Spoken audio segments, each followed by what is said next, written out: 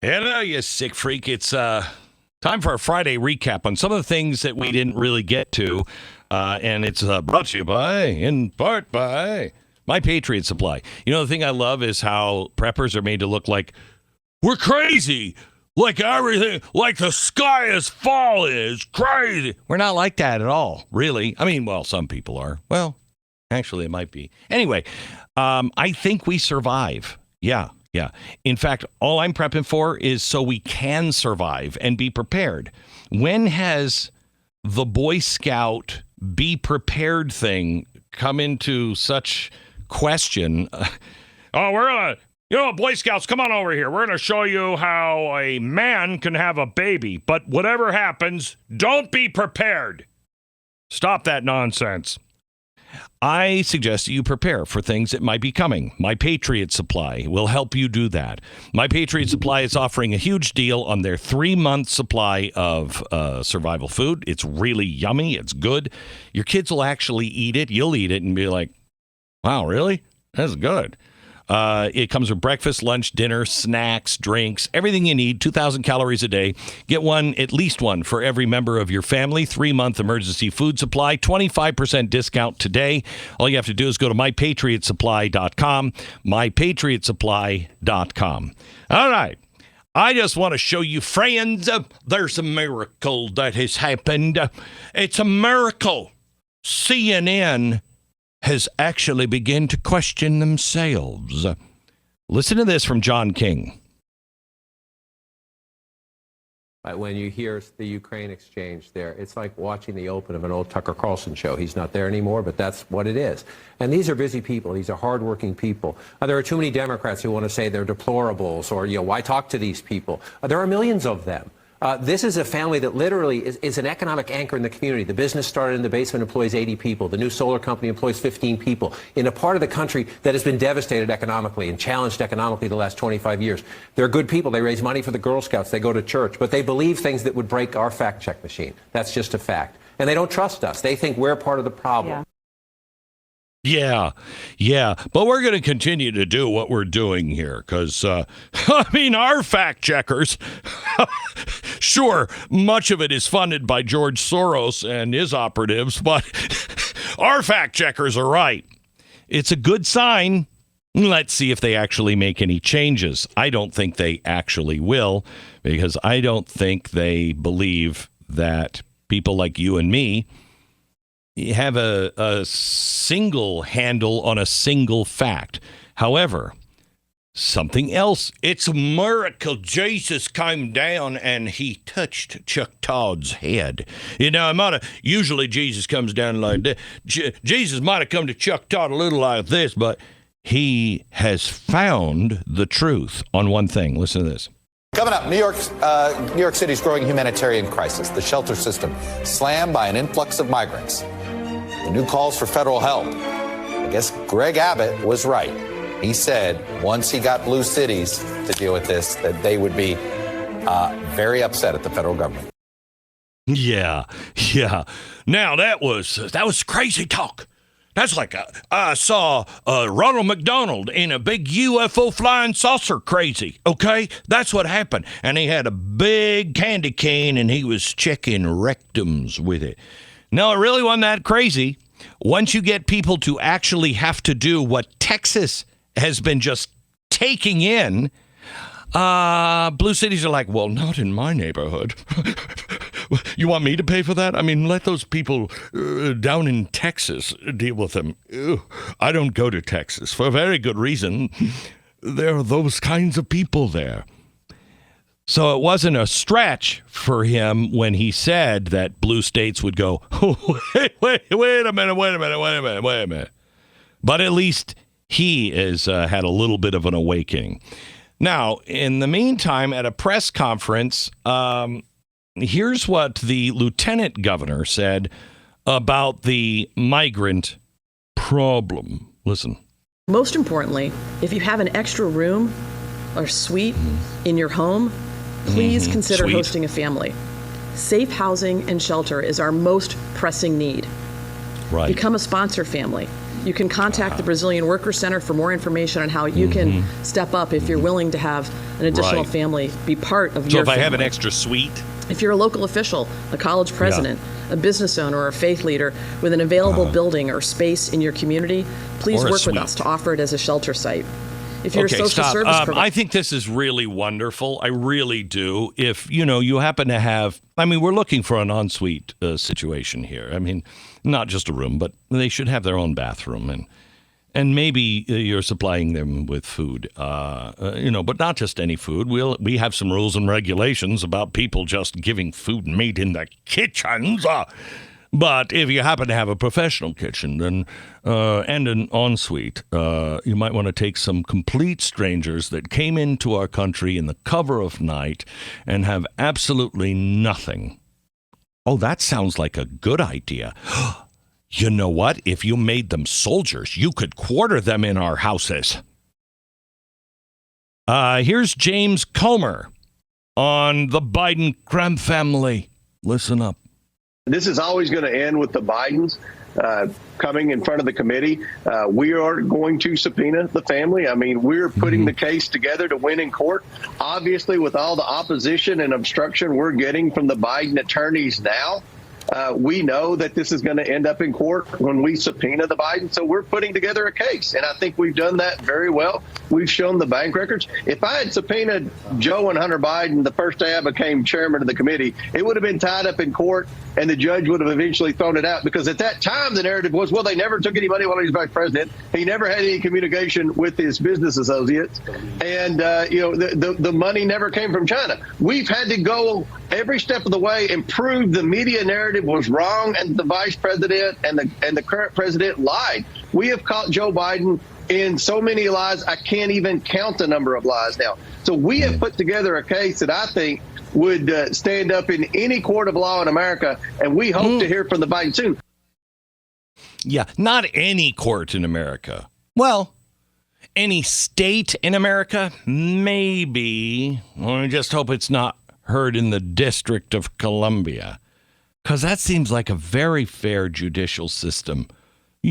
Politically speaking, I think all those juries are like, you know what? I voted for this dude, but he's looking a little bad here. And Donald Trump, I really hate that man so much. I just like to put him in a wheelchair and just push him off a cliff. And that's what all of our friends, the jury and I were just talking about it. But I got to tell you, he's making a good, honest case. So we're keeping an open mind. I don't think so. But I appreciate this. Of course, you got Mitch McConnell in. I just want to.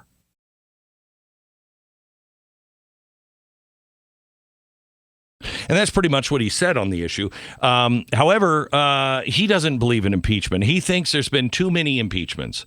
And I would agree with him. There have been. The impeachment of Donald Trump, especially for, the Ukraine stuff, which looks now like just a cover-up for what was really going on that we're finding out now and should be impeachable.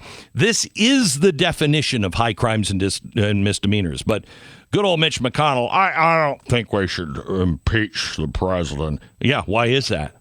Hey, Mitch. Why?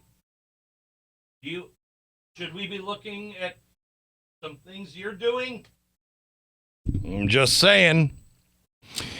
Now, there was a man shot in Provo, and what he said online is despicable and should have been investigated, and it was. And he should have maybe had a little talking to, because you don't say those things about the president of the United States. But I remember other people saying these things, and they weren't shot. For instance, how about Johnny Depp? It's just a question. I'm not insinuating anything. By the way, this is going to be in the press. It'll be horrible. But I like that you're all a part of it. When was the last time an actor assassinated a president?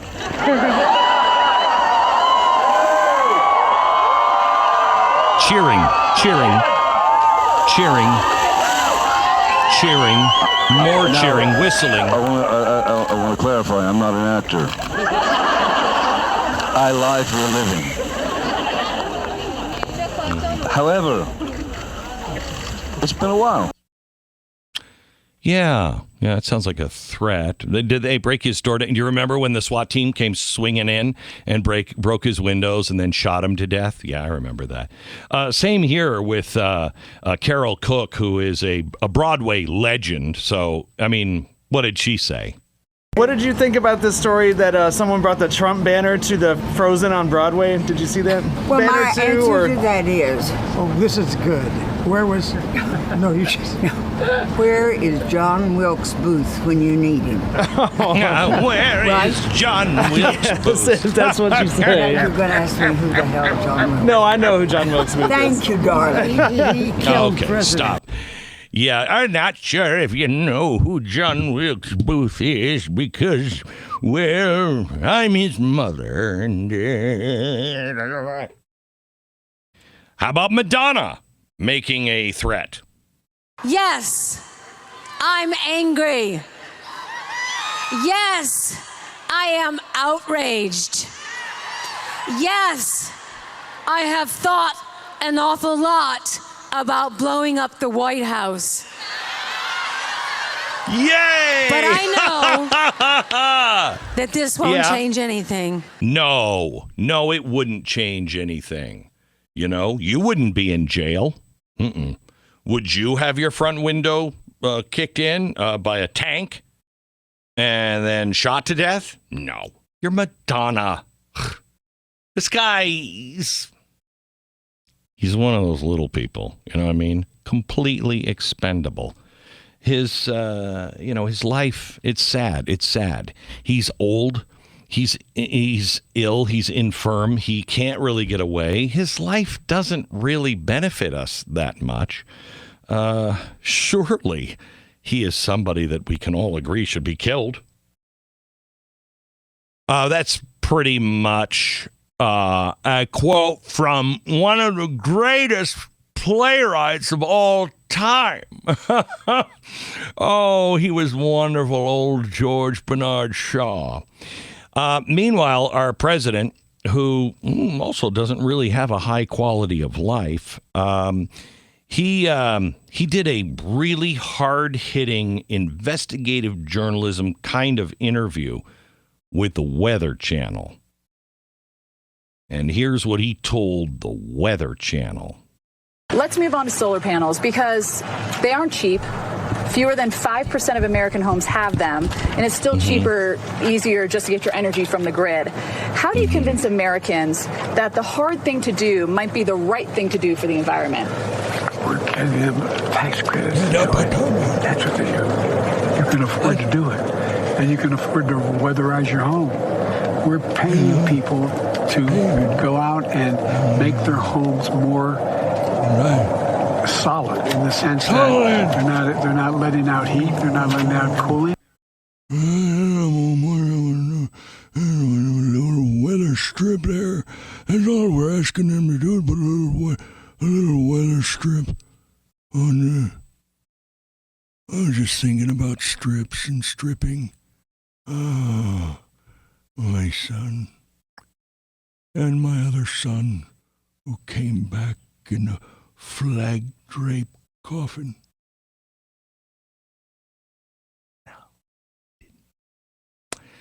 You know, you're asking more than weather stripping, and the question was, if I recall correctly, about solar panels. I have tried to keep my ranch off the grid, and I have. Now, I don't know about you, but I'm obscenely wealthy. And even with my obscene wealth that I don't even notice, you know, if somebody took 80% in taxes, I wouldn't even notice it. I'm that wealthy. And I've put solar panels up on my home for the last 11 years. I've tried to get it to be stable. 11. It's taken enough money that even me, I don't even notice it. I'm hemorrhaging money to make it stable and to make it work. This doesn't work. It's not ready for prime time. It doesn't work. You know what I have to have as a backup? Wind? No. I had a windmill tower stupid thing. It's been there for almost 10 years. We've joked about it because it can be spinning all the time. We don't get anything. There's not a blip in the power from that damn thing. It blew over in a bad storm here a couple of weeks ago. We didn't even notice it. So, I don't think it's ready. You know, I mean, maybe it is. Will they reimburse me for my weather stripping of my door? Because that might offset, you know, everything I need. No, it really won't. My backup to my backup, you know what that is? Propane. Oh, you can't use propane. We're going to stop propane. Propane is not, okay, well, how about a diesel generator? No, diesel, no, I don't think you understand. Pixie dust, get some pixie dust. This doesn't work. It doesn't work. But Biden was asked about a climate emergency declaration. Listen to this. Are you prepared to declare a national emergency with respect to climate change? We've already done that. We've conserved more land. We've we've rejoined the Paris Climate Accord. We've passed a $368 billion climate control facility. We're moving. It is the existential threat to humanity.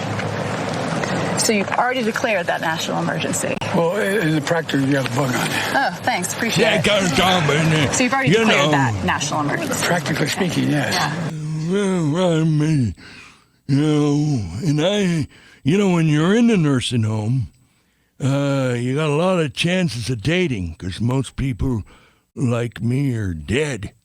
And I'm only dead right up in here and really a big dead spot right here.